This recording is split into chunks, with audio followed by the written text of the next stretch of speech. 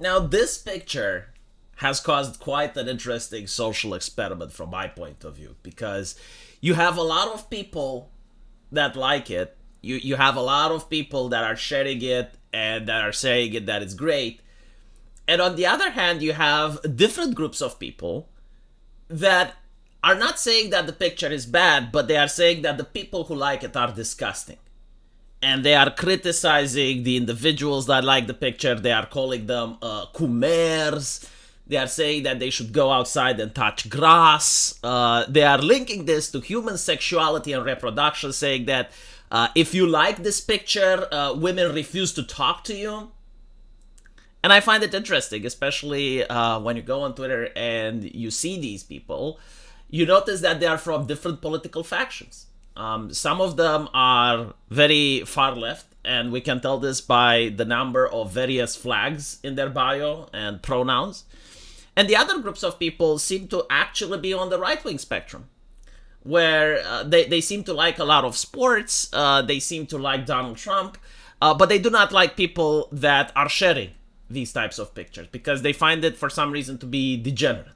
It's probably the cartoon style that they don't appreciate. So when I analyze the picture, the first thing that I notice is that it's not pornographic, right? Like, this is not a picture that would get you an R18 plus. In fact, the video game that the picture is from is, I believe, rated T for teenagers. It doesn't have over-the-top grotesque violence like The Walking Dead or The Boys or Rick and Morty. It also doesn't have like actual hardcore explicit material because it's on the Apple Store. And it just has lewdness, right? Like, it does have female characters that appear to be feminine who also happen to like men.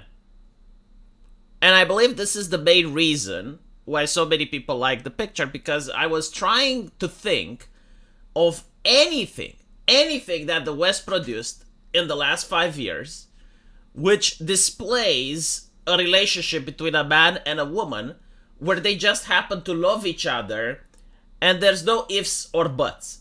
Like, the man isn't abusive, the woman isn't trying to cheat, and no, they just happen to love each other very much. You know, like your parents, I assume, or your grandparents, or pretty much how like most humans throughout human history before we got born, on average, used to love each other. And I generally thought, like, is there such a character that's made in a Western production? And the answer that I could find was Hell of a Boss. They have those two imps that actually are in love with each other, but that's it. Like, I couldn't think of any TV show, I couldn't think of any movie, I couldn't think of anything. Now, the West used to create romances. I mean, Disney did have what was called the magic of Disney, where you actually had, you know, the Disney princess loving the prince and getting together and marrying at the end of the movie. But Disney is actually moving away from that, and they're very explicit about it. Now Disney is all about the cult of allies, and if you watch Pinocchio, Pinocchio is now a story about transgenderism, and at the end of Pinocchio, he actually doesn't become a boy for sure. It's left up to the interpretation, because you see whether Pinocchio is a doll or not, it doesn't really matter. What matters is it's on his heart and how he feels about himself. So, like, these are the types of story that Disney is pushing. And it started with Frozen. They're basically saying, well, like, love between a man and a woman isn't real. What matters is, like, sisterly love and feminism and all of that. And you can notice that even in the Disney remakes, they are focusing on everything else besides heteronormativity. So the reason left-leaning people do not like this is for two reasons. Number one is because they're pushing for gender abolitionism. So, like, the most modern video games, they have pronouns in the bio. They do not use the word woman. They use body type A, body type B. They do not draw female characters being feminine, so you would never see a female characters with breast size or cleavage or anything like that in fiction, because they are trying to masculinize the female characters by giving them strong masculine jawlines. The behavior isn't feminine. Like, you wouldn't see, you know, Captain Marvel acting like this. You wouldn't see Rey from Star Wars acting like this, like all googly eyes and, you know, just hugging a man that's taller than her. because again, that's femininity. They don't like it, and instead what they want is all female characters to be stoic, resting bitch faces, where they manage to politicize the thing as a human smile. So women shouldn't smile. In fact, that was a big controversy with Captain Marvel, where they were freaking out because people were asking, like, why is she smiling? I mean, even Homelander smiles, right? But like, no, Captain Marvel is not allowed to smile. So this is why the left hates this.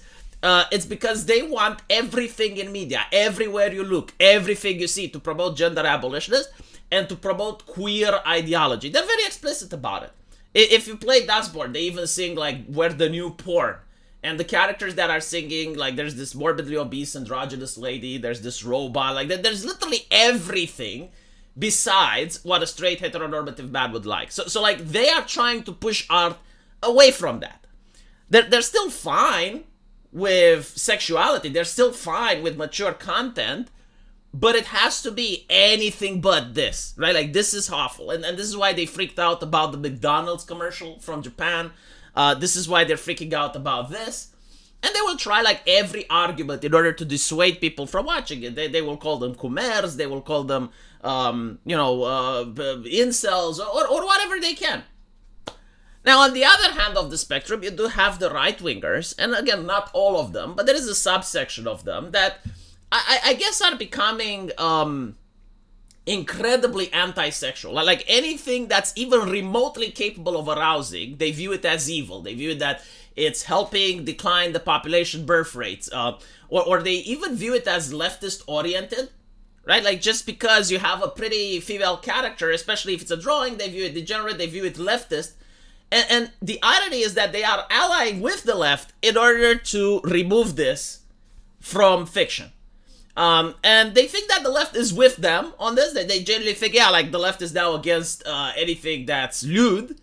But the reality is that, no, like, the left is just against this type of lewd, right? Like, if you actually go and you try to remove something like an LGBT romance from a TV show, the left will freak out and they will get you canceled.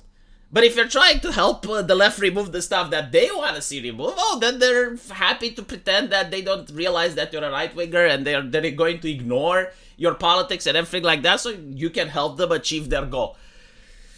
But all in all, this is not ever going to go away, because it is a representation of normalcy, and it is a representation of how human beings have behaved throughout history in various cultures, in various time periods.